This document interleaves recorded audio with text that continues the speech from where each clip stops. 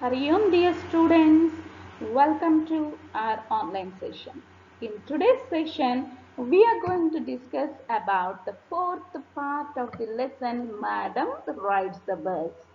And in the previous parts, we have discussed about the girl Valli, how well she planned to go for her first journey in the bus just by saving 60 paise by controlling all her temptations towards balloons, peppermints, and toys, and even she didn't go for a round in the giant wheel or merry-go-round. And finally, she saved money.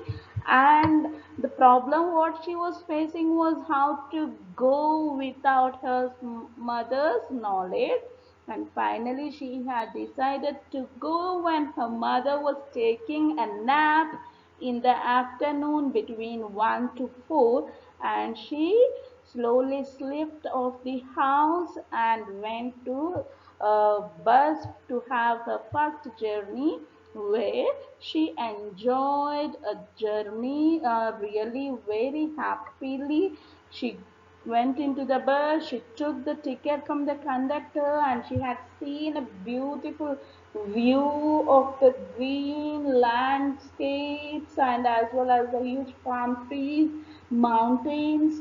And finally she like also she had seen a cow on her way, which was almost raising its tail into the air, and it was moving. And here Vali, she enjoyed really a lot the sight of a cow.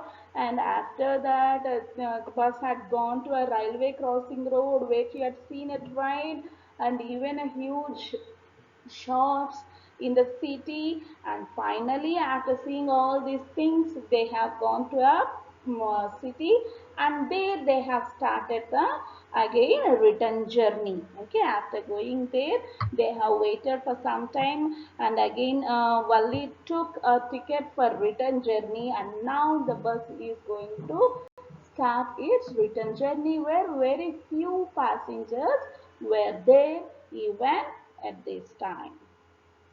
Won't your mother be looking for you?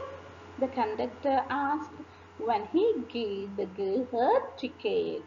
No, no one will be looking for me, she said. The bus started, and again there were the same wonderful sights.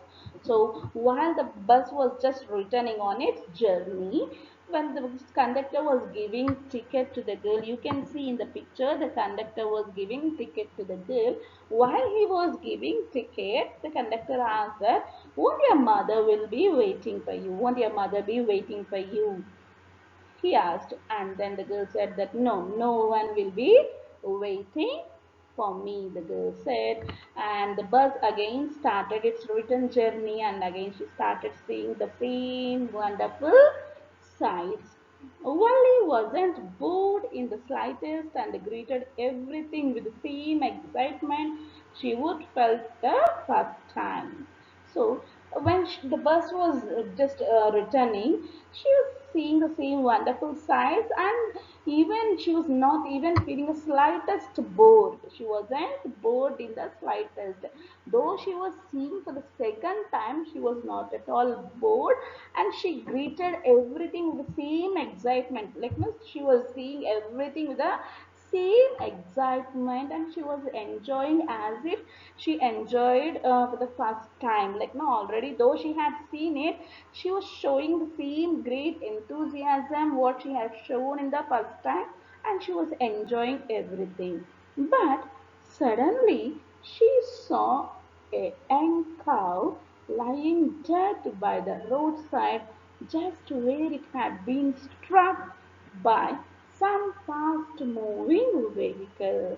So when she was seeing everything with a great enjoyment and excitement, suddenly she had seen a young cow which was just lying dead by the roadside. She had seen a cow which was lying dead by roadside, which is struck by some fast moving vehicle. The fast moving vehicle might have hit the this cow now it was just lying dead by the roadside, and she felt very sad for the cow. Isn't that the same cow that ran in front of the bus on a trip to town? She asked the conductor. The conductor nodded and she was overcome with sadness. The moment she had seen the cow which was lying dead on the roadside, she immediately she asked the conductor, wasn't it the same cow which was running in front of the bus in the previous trip? She asked, and then the conductor he nodded in the sense just moved head. He said yes, and she was overcome with the sadness. That means she felt very sad for the cow. And what had been a lovable, beautiful creature just a little while ago had now suddenly lost its charm and its life and looked so horrible, so frightening as it lay there, legs spread eagles, a fixed stare in its lifeless eyes and bled. So here, the Vali, she couldn't believe her own eyes. Just the cow was so lovable and it was a beautiful creature which she had seen just a few minutes ago, and now it was just lying on the ground, so horrible, so frightening, and its legs spread eagle, like no spread out. The legs were spread out and the eyes were lifeless eyes within the blood. Blood was spread all over the road, and the cow was just lying with its spread eagled in the sense of spread eagle in the sense spread out legs. The legs were spread out, and there was no life in the eyes. And the beautiful, lovable creature suddenly just it turned to a so horrible and frightening thing that she couldn't bear that, and she was totally overcome with the sadness by seeing the cow which was totally covered with the blood, and it was really a tough situation for the little girl here. The bus moved on. The memory of the dead cow haunted her, dampening her enthusiasm. She no longer wanted to look out the window. She sat thus and glued to her seat until the bus reached her village at 3:40. So the bus, after seeing the cow, the bus just moved on. But though the bus moved on, uh, this girl, she couldn't forget the incident of the death of the cow there.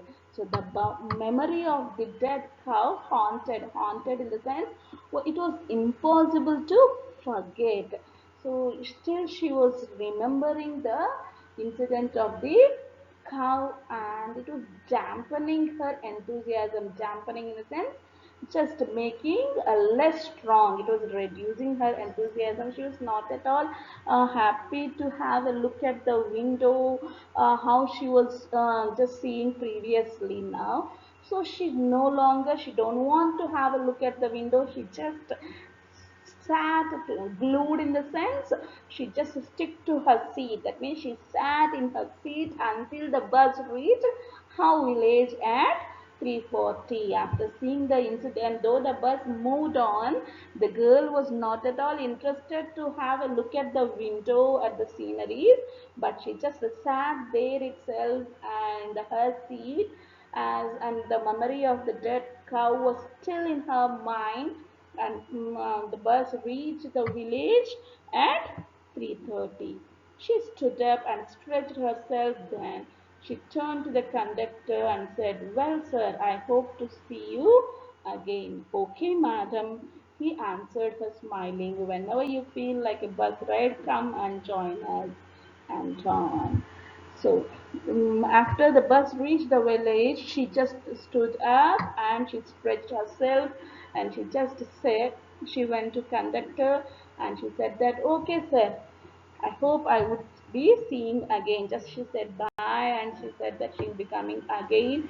And the conductor said that, okay, madam, whenever you would like to have a ride, you can come on, he said. And the girl got off the bus. She laughed and jumped down from the bus. Then away she went running straight for home. When she entered her house, she found her mother awake and talking to one of Wally's aunts, the one from South Street. This aunt was a real chatterbox, never closing her mouth once she started talking. So the moment she got down the bus, she directly went to her house. She was laughing, jumping, and she was very happy that she had her first journey in the bus, and she went to her home where she had found that already her mother was awake.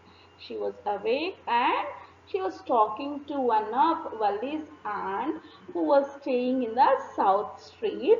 And this aunt, she was all very talkative, a real chatterbox in the sense, very talkative, and she never closes her mouth when she was talking. When she starts talking, she keeps on talking, talking, talking. She never stops. So in that way here, Wally's mother was talking to one of her aunt. "And where have you been?" said her aunt when Wally came in. She spoke very casually, not expecting the reply. So Wally just smiled, and her mother and aunt went on with their conversation. The moment Wally was in, her aunt asked, "Where have you been? Where did you go?" And again, she asked very casually, and she didn't expect any reply from the girl. And even the girl, without giving reply, she just smiled at her aunt, and both of them, Mavali's mother and her aunt, again went into their conversation. That means they continued their conversation.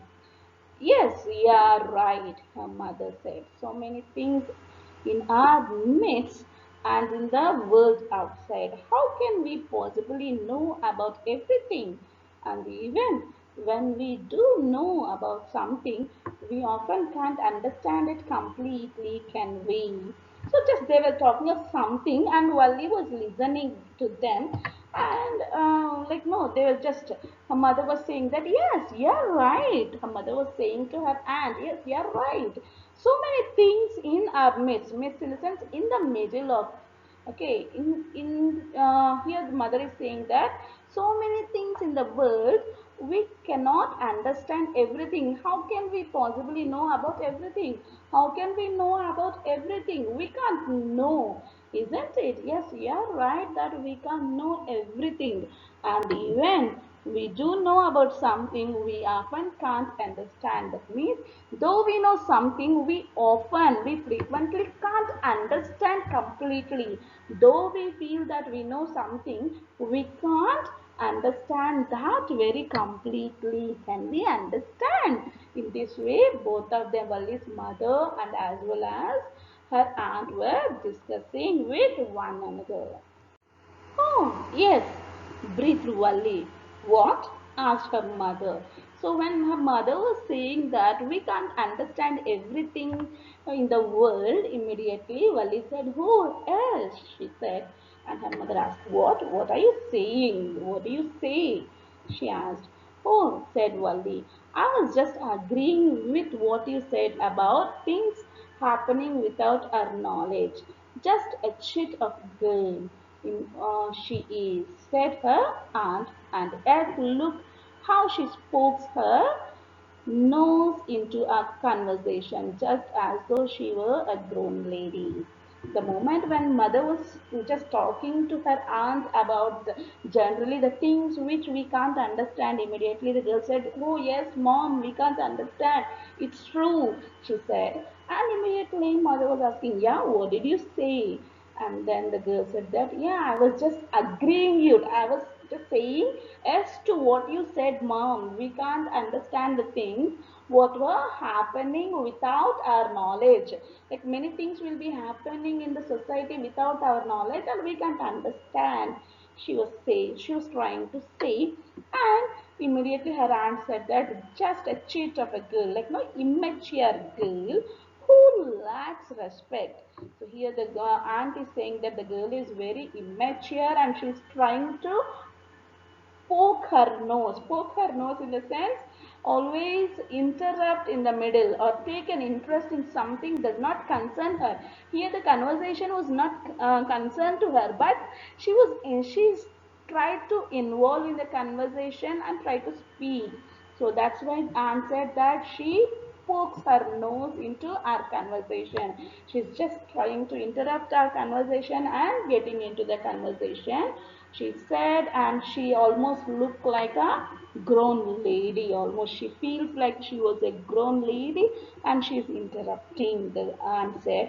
But here the girl's interest is just to say that we can't understand the things what will happen or what are happening without our knowledge.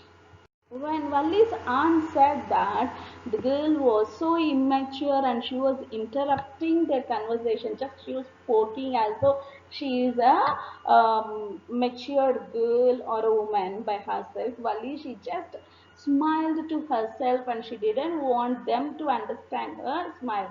She just smiled herself, like no, she was thinking about the incident of the cow and she just smiled and she don't want them to understand why she is smiling. But then there wasn't much chance of that was there. So she just smiled at them and she was thinking that there is nothing much chance to tell them. By saying that, she moved on without telling what had really happened to her mother or aunt. Finally, children, in the lesson, the madam rides the bus. Wali had gone for a ride. Her first journey in the bus, she enjoyed it, except the incident of a cow. And finally, she was very happy. And hope you have understood this lesson. If you have any doubts, try to contact us so that we will clarify your doubts.